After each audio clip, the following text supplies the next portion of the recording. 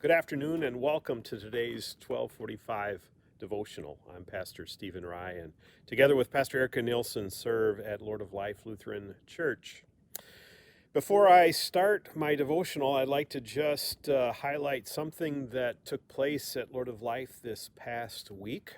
We had a prayer vigil on Wednesday night, one that came together as I was watching the images from our National Mall and realizing the service that had been planned for Wednesday night just simply was not going to speak to what was going on in the moment, and so we pivoted.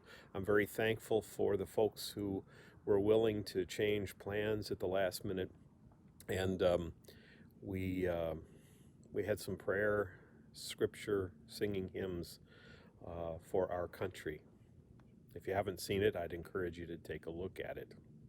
Also want to let you know that we will be vigiling again on January 19th as part of a nationwide remembrance of the victims of COVID. We here at Lord of Life have lost a member to COVID. Mel Nefsted passed away. And on the 19th, we will be remembering him and all the others who have lost their lives.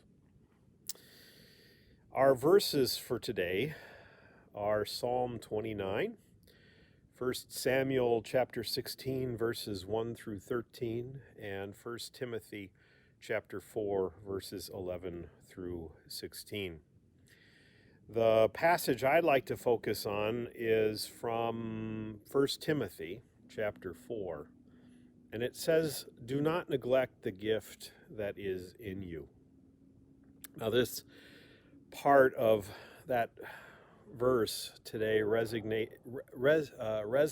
within me because as a pastor, I find that one of my jobs is an encourager of people to use their gifts. And I have a lot of thoughts about that, a lot of feelings about that work as a pastor. Many successes as I have invited people into a ministry and invited them to use their gifts. But it's also been a time or an exercise in frustration at times when you just know that somebody has got some wonderful gifts that they could share, but for whatever reason, they choose not to at that particular time. And many is the time I have wondered how I could cultivate the gift of being more encouraging of people to use their gifts. I know for myself, when I think about the causes of neglect of my gifts, oftentimes it has to do with distractions in my life, things that kind of fill my time, but maybe aren't good stewardship of my time. I also imagine when I think about ways in which I could use my gifts, I often think that using them will be too taxing, and I really think oftentimes that's a lack of faith that God will sustain me and uphold me as I try to use those gifts. And another reason why I neglect the gifts that God has placed in me is I push off till the future my use of those gifts. I'll say, boy, I want to use those gifts that God has placed in me, but just not right now. I'll do it someday. And of course, someday often doesn't happen then.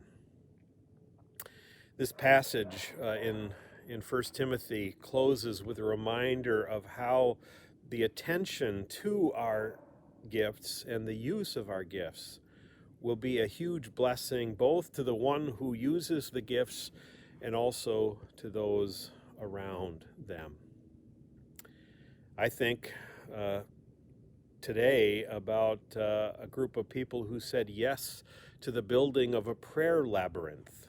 And they certainly could have said no.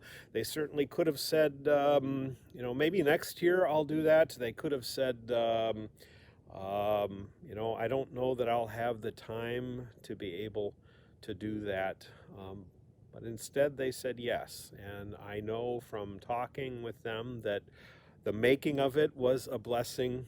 And I often will see people still walking around in the labyrinth, and I see how it has blessed the lives of so many people.